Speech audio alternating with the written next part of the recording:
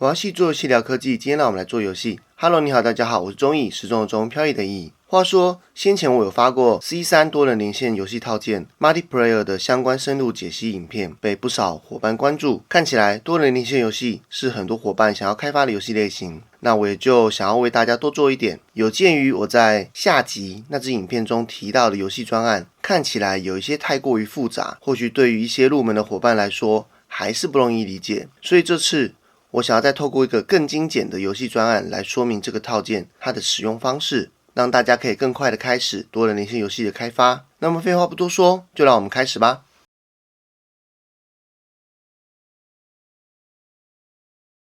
有关于使用这个套件，如同我前面影片有提到的，你可以自行架设 WSS 的伺服器。不过对于入门的伙伴来说，我建议还是先使用 C3 提供的官方伺服器套件，这样可以加快入门的效率。所以说第一步，先让我们从 WSS 伺服器开始吧。这里我帮大家将几个比较有目的性的动作以群组的方式分类。如果说要加入到 WSS 伺服器中，那么你可以参考我在Common Multiplayer 这个群组中的程式码。首先在 Layout Start 的当下，我们应该先透过 Multiplayer 套件连线至官方的 WSS 伺服器。你可以看到在这一种类型的动作，它的右方会有一个时钟的符号，它其实代表的就是非同步的动作，也就是这个动作并不会在你执行的当下马上就完成。一般来说，你需要额外写一些条件触发的动作，也就是 unsignally connected 或者是unsignally logged in 或者是 unsignally joined run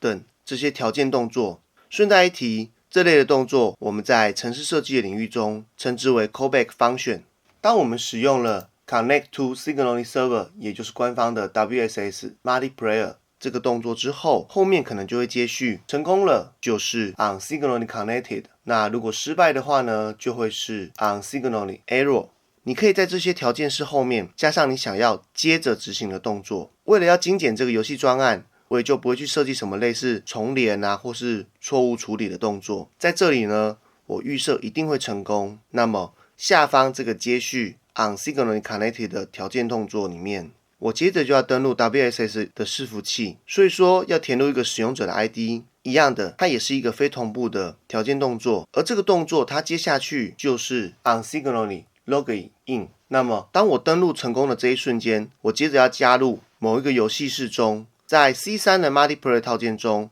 WSS 伺服器主要是协调多人玩家进入同一个游戏室中。加入之后呢，它会推派某一位玩家，一般来说就是会是第一个玩家成为 host， 而在这之后加入的玩家则会成为 CONNECT。 这个概念非常的重要。在 Multiplayer 套件中，游戏中多人玩家的资讯是由 host 汇总并且单一发送的， WSS 伺服器则不会做任何的协助，所以玩家呢可能会遇到 NAT 的议题，需要透过打洞的技术来突破。这个部分可能太过于细节，所以我建议还是参考我先前发的上集内容。如果说你是入门的伙伴，建议你先用 Public IP 环境，或者是在同一个 Private IP 的环境来进行测试。这边我也就不深入展开咯。好，在 unsignally log in 之后的动作就会是 unsignally join run。我们需要区分自己是否为 host 或者是不是 host。那么这两个身份呢，就是我们前面提到的host 以及 CONNECT 的身份，两者之间要执行的动作也有所不同。如果说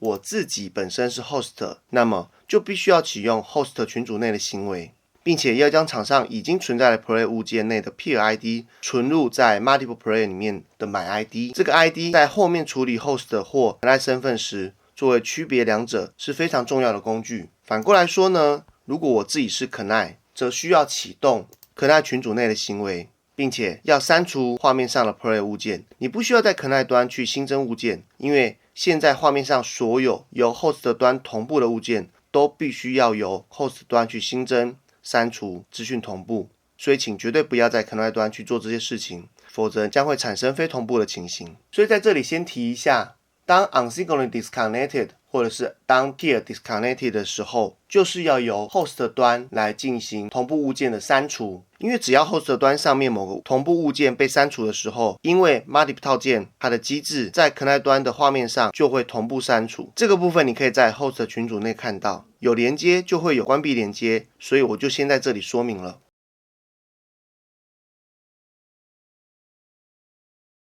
接着让我来说明 Layout Star 的群组。你不会好奇这个群组不是应该先被执行吗？没错，不过因为你可能会比较关注 Multiple 套件的使用方式，所以为了方便理解，我先说的那一个群组。首先呢，在 Layout Star 的时候，我们必须要先停止 Host 跟 Canary 这两个群组，因为在这个当下，我们并不知道自己本身到底会是 Host 还是 Canary。接着我们要来设定哪些资讯应该被同步。第一步，我们要同步 Player 这个物件。我们选择了位置及角度这两个资讯被同步。第二步，我们可以同步物件内的某个变数，这个资讯非常的好用，好比说某个玩家的血量、魔力值、分数等，这些个别玩家具有的专属资讯。第三步，如果我们想要同步一些资讯，但是不想要依赖或者是隶属于某个物件，好比说一个不存在物件上的变数时，那么要如何达成呢？你就可以使用所谓的 Input Value Tag， 我是比较喜欢称之为变数通道，好比说当玩家传递一段自己打的文字时，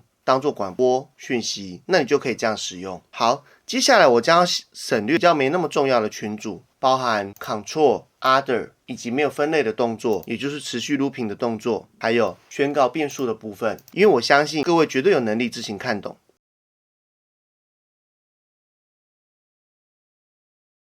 那么接着就让我们来谈谈两个最重要的群组，分别是 Host 以及 Canary。那我们先说 Canary 群组。第一件事情是当物件 Player 被建立的当下，它内部注记自己身份的 list multiplayer ID 也必须被储存下来，也就是将 multiplayer 点 peer ID 存入 list multiple 的 ID。这个变数是我们自己要用到的。接着将这个物件关联到multiplayer 点 peer ID， 这个关联则是 multiplayer 套件要用到的。如果说你不懂为什么要做这两步的话，总之就是要做，因为不管是套件或者是接下来我们自己要编写的程式码，都需要这个 unique ID 的对应关系。然后呢，开启 local prediction， 也就是区域端输入预测。如果你不这么做，因为 host 与 Canary 端总是会有网络延迟，不这样做的话，你的 player 物件就会不停的被拉回，因为 host 端总是会认知到 player 先前端的位置，这样的操作体验是会非常差的。第二件事情呢，前面我们已经同步了 player 的位置及角度，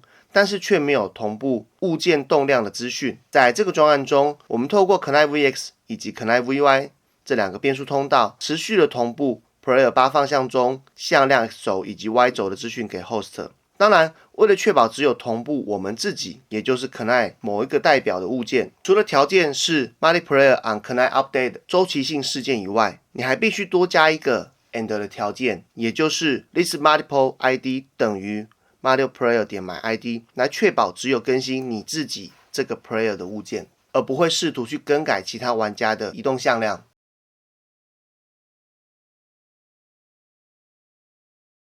再来是 host 的群组，我把 host 放到最后面才说明，是因为我相信把最重要的事情摆在最前面跟最后面，伙伴们会比较有印象。换句话说，这就是所谓的序列位置效应 （Serial Position Effect）。如同前面提到的，我们必须处理当玩家离开游戏的时候，要删除玩家的 play 物件，也就是以下这两个方法 ：unsignaling disconnected 以及 unpeer disconnected。回到上方，当 unpeer connected， 也就是当一个 Canary 连入这个游戏室后 ，host 要做的事情。首先，第一步 ，host 端要帮他建立一个 player 的物件，并且将他的 peer ID 存入这个 player 物件的 list multiple ID 里面。第二件事情呢，我们必须持续的接收 Canary 端更新的向量 X 轴 Y 轴资讯，并且将这个资讯塞入正确的 player 物件中。那么，如何正确的将 Canary VX 以及 Canary VY 取得呢？你可以想象，在 host 端有许多来自于 Canary 端的变数通道，那它们都是叫做 Canary VX 以及 Canary VY。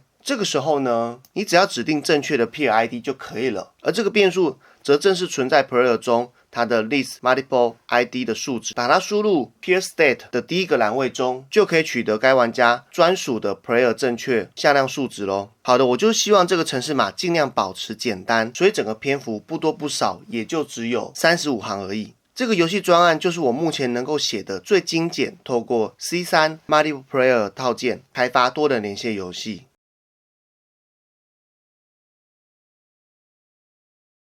这里让我们来看一下执行的结果。你可能可以透过 license 过的 C3 功能里面有一个叫 Remote Preview，执行之后，这个视窗标关闭，复制它的连结，然后多执行几个视窗，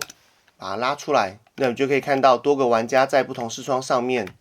他们各自的移动以及上面的变数是会进行同步的。那当玩家离开的时候，在其他人的视窗上面，这个玩家的资讯就会被消除。游戏专案的原始码我一样会放在说明栏中，有兴趣的伙伴们可以自行下载回去进行参考。希望这样可以加快你开发多人连线游戏的脚步。而这个就是我想要分享的内容。如果说这一支影片有帮助到你，还请按赞、订阅、加分享。你的支持就是我持续创作的原动力，非常感谢。我是忠义，始终的忠，飘逸的逸。那么就让我们下次再见。